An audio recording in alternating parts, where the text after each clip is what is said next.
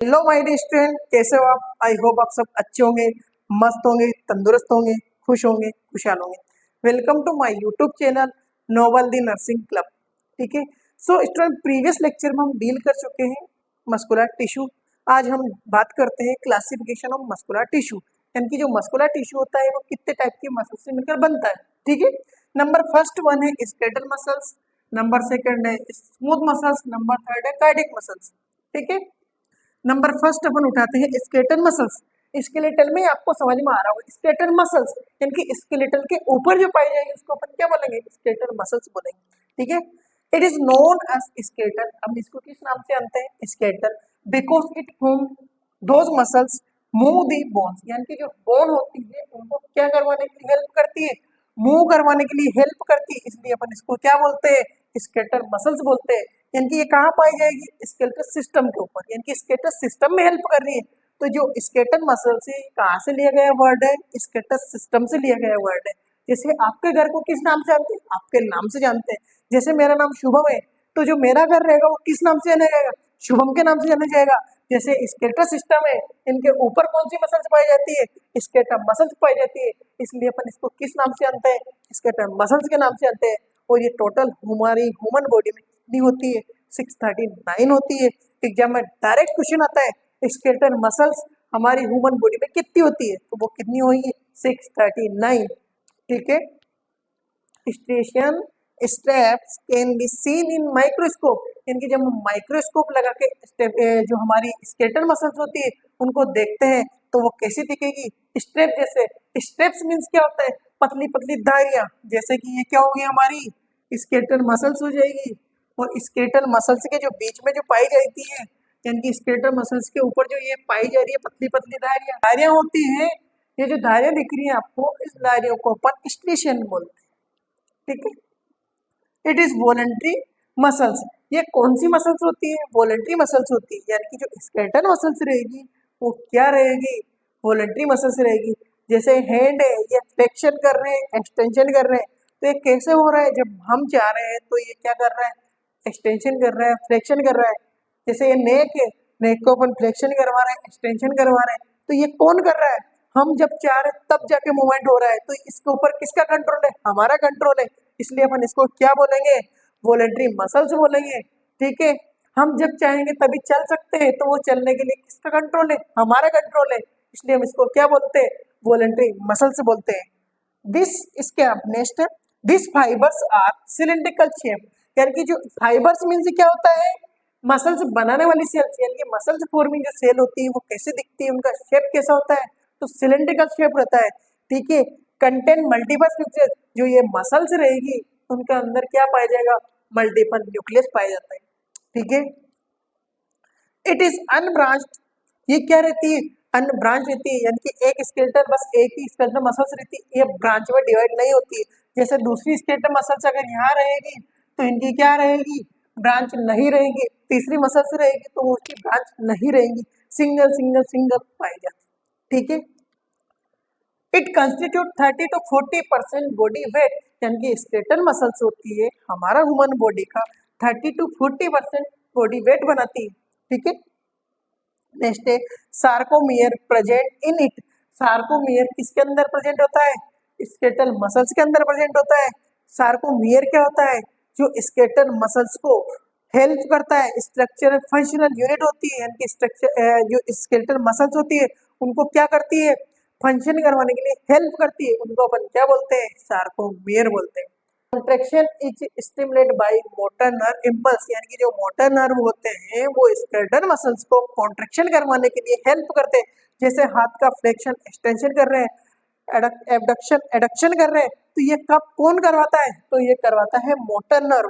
कौन करवा रहा है? मोटर नर्व करवा रहा है। ये क्या होगी? मसल्स हो जाएगी। यहाँ पे क्या पाया जाएगा? ये हमारी, अगर अच्छे से डायग्राम बना देते हैं अपन, ये हो जाएगा, ये एक्सॉन हो गया, मतलब पूरा ब्रांच होगी। ठीक है। ये न्यूरॉन हो गया। न्यूरॉन क्या करता है? मोटर नर्व्स इंपल्स पैदा करता है, और इन दोनों के बीच में क्या हो जाएगा? न्यूरोमस्कुलर जंक्शन हो जाएगा। तो ये जो न्यूरोमस्कुलर जंक्शन है, यहाँ पे क्या होता है? कॉन्ट्रैक्शन करते हैं, और कौन करवाता है? मोटर नर्व करवाती है। ठीक है। नेक्स्ट हम देखते हैं स्केलेटल मसल्स। स्केलेटल मसल्स यानी कि हम स्केटर मसल्स को देखते हैं तो इस तरीके से दिखाई देते हैं। ठीक है, स्केटर मसल्स के अंदर बहुत छोटे छोटे छोटे आपको ये ग्रेन से दिख रहे हैं छोटे छोटे, इसको अपन बोलते हैं फाइब्रस। फाइबर्स क्या होते हैं, यानी कि छोटे छोटे इस तरीके से आपको दिख रहे हैं, इसको अपन क्या बोलेंगे, फाइबर्स। क्या बोल रहे हैं, फाइबर्स। ये जो फाइबर्स होते हैं इसको अपन क्या बोलते हैं, fibers also known as muscle cell. यानी कि मसल सेल किसको बनाएंगे, जो मसल्स बनाएगा। ठीक है, मसल सेल। ठीक है, अब इसमें से एक मसल सेल लेंगे और उसको अपन देखेंगे वो किस तरीके से काम करती है, उसके अंदर क्या क्या चीजें प्रेजेंट रहती है। ठीक है, ये अपन ने उधर से क्या ली, एक मसल सेल ली, और मसल सेल को अपन आगे देखते हैं उसके अंदर क्या क्या चीजें रहती है। यानी कि ये छोटे छोटे इसमें भी क्या रहेंगे, ये छोटे छोटे ग्रेन्यूल्स रहेंगे, यानी कि इस तरीके छोटी छोटी चीजें रहती है। इसको अपन किस नाम से जानते हैं, मायोफाइबर्स। किस नाम से जानेंगे, मायो फाइबर्स। मायोफाइबर्स क्या काम करते हैं कि छोटे छोटे पतले पतले फाइब्रिल्स होते हैं जो आगे चलकर क्या बनाते हैं, एक बड़ी रस्सी बनाते हैं, उसको अपन क्या बोलेंगे, फाइब्रस। यानी कि ये छोटे छोटे छोटे जो पतली लाइन हो गई और ये पतली पतली लाइन आगे चलकर क्या बन जाती है, एक साथ आ जाती है, तो एक साथ आके क्या बनाती है, मसल सेल, यानी कि फाइबर्स बना लेते हैं। ठीक है, अब जैसे सेल, सेल का अपन स्टडी कर चुके हैं प्रीवियस लेक्चर में, सेल को अपन ने पढ़ा है, सेल के ऊपर क्या पाई जाती है, लेयर पाई जाती है, तो उसको अपन क्या बोलते हैं, सेल मेम्ब्रेन। ये भी एक प्रकार की क्या है, सेल है, इसके ऊपर भी क्या रहेगी, लेयर रहेगी, तो इस लेयर को अपन बोलेंगे सार्कोलेमा। क्या बोलते हैं, ये वाली लेयर दिख रही है आपको आउटर कवरिंग, इसको अपन क्या बोलेंगे, सार्कोलेमा। ठीक है, जैसे सेल के अंदर क्या प्रेजेंट था, साइटोप्लाज्म, यानी कि एक फ्लूइड प्रेजेंट था, जेली लाइक सब्सटेंस था, उसको अपन क्या बोल रहे थे, साइटोप्लाज्म। ये भी एक प्रकार की क्या है, सेल है, इसके अंदर भी फ्लूइड होगा, तो फ्लूइड रहेगा तो उसको अपन किस नाम से जानेंगे, तो इसके अंदर जो फ्लूइड होता है उसको अपन किस नाम से जानेंगे, तो उसको अपन बोलते हैं सार्कोप्लाज्म। ठीक है, जेल लाइक सब्सटेंस रहेगा उसको अपन बोलेंगे सार्कोप्लाज्म। ठीक है, अब जैसे सेल को वर्क करने के लिए कुछ ना कुछ चीजें जरा कॉन्ट्रेक्शन हेल्प करने के लिए एनर्जी न्यूट्रिशन वगैरह चाहिए रहेंगे, इसी प्रकार अपन आगे देखते हैं। यानी कि इसको किसकी जरूरत रहेगी, एनर्जी की जरूरत रहेगी वर्क करने के लिए, तो एनर्जी प्रोवाइड करने का काम कौन करेगा, तो इसके अंदर होगा माइटोकॉन्ड्रिया। माइटोकॉन्ड्रिया, माइटोकॉन्ड्रिया क्या करता है, ऑक्सीजन की प्रेजेंस में ग्लूकोज को तोड़कर एटीपी रिलीज करने का काम करता है, तो इससे क्या होता है, जो अपनी मसल सेल रहती है इसको एनर्जी मिलती है। ठीक है, ओके, इसके अंदर ये पाया जाता है न्यूक्लियस, इसको अपन बोलेंगे न्यूक्लियस। न्यूक्लियस क्या करता है, एक जनरेशन से दूसरी जनरेशन में ट्रांसफर होता है, क्रोमोसोम को ट्रांसफर करने का वर्क करता है। ठीक है, अब यहाँ आपको अपन बात करते हैं मोस्ट इंपोर्टेंट, यानी कि इसको सेल को जिंदा रहने के लिए वर्क करने के लिए, जैसे हमारी ह्यूमन बॉडी को वर्क करने के लिए जिंदा रहने किसकी इसकी जरूरत है, ब्लड की।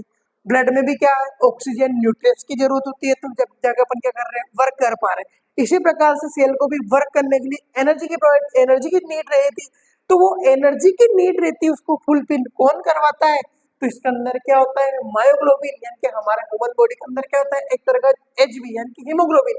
इसी प्रकार के सेल के अंदर का जो ग्लोबिन रहेगा, यानी कि जो हीमोग्लोबिन रहता है उसको अपन किस नाम से जानते हैं, मायोग्लोबिन। ये भी एक तरह का क्या है, एचबी है। एचबी का वर्क क्या होता है, ऑक्सीजन और न्यूट्रिशन प्रोवाइड करना, तो ये जो मायोग्लोबिन रहेगा ये भी क्या करेगा, O2 और न्यूट्रिशन प्रोवाइड करने का काम करता है, किसको करता है, मसल सेल को करता है, स्केलेटल मसल को करता है। ठीक है, अब अपन बात करते हैं इसके अंदर जो प्रेजेंट रहेगा, एक और छोटा सा ग्रेन्यूल्स आपको दिख रहा होगा, ये छोटे छोटे से दिख रहा होगा, इसको अपन बोलते हैं कैल्शियम। कैल्शियम, कैल्शियम क्या करता है, कॉन्ट्रेक्शन करवाने के लिए हेल्प करता है, कि इस तरीके से क्या होता है, कॉन्ट्रेक्शन हो रहा है अपनी बाइसेप मसल्स में, तो इसको करवाने के लिए किसकी नीड होती है, कैल्शियम की नीड होती है, तो वो कैल्शियम भी किसके अंदर प्रेजेंट रहेगा, सेल के अंदर प्रेजेंट रहेगा। ठीक है, इसके अंदर दो तरह के बैंड पाए जाते हैं, ये आपको डार्क डार्क दिख रहा है, इसको अपन बोलेंगे डार्क बैंड। क्या बोल रहे हैं, डार्क बैंड। और ये आपको बीच में खाली स्पेस दिख रही है छोटी छोटी इस तरीके की, इसको अपन बोलेंगे लाइट बैंड। ये हो जाएगा अपना लाइट बैंड। ठीक है, अब अपन क्या करते हैं, इसमें से एक को उठाते हैं या किस तरीके से वर्क करते हैं इसको अपन देखते हैं। Structural functional unit of skeletal muscle की कौन होती है? सार्कोमियर होती है। तो सार्कोमियर को अपन लेंगे, फिर उसको अपन देखेंगे क्या क्या चीजें होती है, क्या रहता है, किस तरीके से वर्क करती है। अपन ने क्या ले ली? अपन ने ली सार्कोमियर। ये किसका डायग्राम बना रहे अपन? सार्कोमियर का। सार्कोमियर क्या होती है? Structure functional unit of skeletal muscles. ये क्या करती है? कॉन्ट्रैक्शन करवाने के लिए हेल्प करती है। कहाँ पे? मसल्स के अंदर। ठीक है, ये आपको दिख रहा होगा, ये जो आउटर कवरिंग हुई, ये जो आउटर कवरिंग होगी, यहाँ पे आपको डार्क डार्क दिख रहा है, ये क्या हो जाएंगे? डार्क बैंड हो जाएंगे। क्या हो जाएंगे? डार्क बैंड है। ठीक है, इसके ऊपर कवरिंग रहेगी क्या? ऑब्वियसली बात है, हर चीज के अंदर क्या रहेगी? कवर रहेगी। जैसे हमारी ह्यूमन बॉडी के ऊपर कवरिंग है, किसकी? स्किन की है, तो इसके ऊपर भी कवरिंग रहेगी। उसको अपन क्या बोलेंगे? इधर अपन अच्छे से डील कर चुके हैं, क्या बोल रहे हैं? सार्कोलेमा। तो इधर भी क्या होगा? ये जो कवरिंग रहेगी इसको अपन क्या बोलते हैं? सार्कोलेमा। ठीक है, अब इसको वर्क करने के लिए, कॉन्ट्रैक्शन करवाने के लिए किसकी जरूरत होगी? प्रोटीन की। इसके अंदर प्रोटीन पाया जाता है। दो तरह के प्रोटीन होते हैं, एक तो होता है एक्टिन, एक होता है मायोसिन। जो एक्टिन मायोसिन प्रोटीन होता है वो मसल्स को कॉन्ट्रैक्शन करवाने के लिए हेल्प करता है। अब वो कहाँ प्रेजेंट होता है अपन देखते हैं इसके मसल्स में। ये जो अपन ने डार्क बैंड बनाया, डार्क बैंड के यहाँ पे प्रेजेंट होती है जेड लाइन। क्या होती है? Z line. ठीक है, अब जो ये जेड लाइन रहेगी इसके ऊपर प्रेजेंट होता है एक्टिन। ये इस तरीके से क्या प्रेजेंट रहेगा? एक्टिन। ठीक है, क्या बोल रहे हैं इसको? एक्टिन।